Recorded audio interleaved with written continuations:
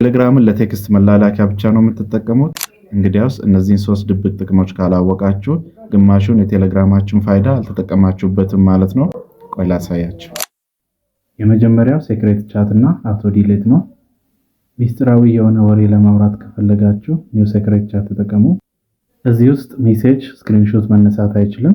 እንዲሁም የላካችሁት መልእክት ከቆይታ በኋላ ራሱ እንዲጠፋ ሰልፍ ዲስትራክት ላይ ማድረግ ትችላላችሁ። ሁለተኛው ደግሞ ስኬጁልድ ሜሴጅ ነው።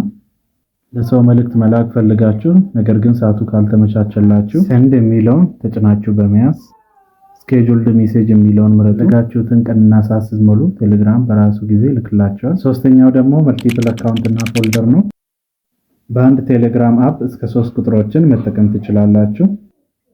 በተጨማሪም ቻናሎችና ግሩፖችን በየዘርፋቸው ፎልደር ውስጥ በመክተት ስልካችሁ እንዳይዝረከረክ ማድረግ ትችላላችሁ። እንደዚህ አይነት ጠቃሚ ቪዲዮዎችን ለማግኘት ፎሎ፣ ላይክ ማድረግ እንዳትረሱ። ይመቻችሁ።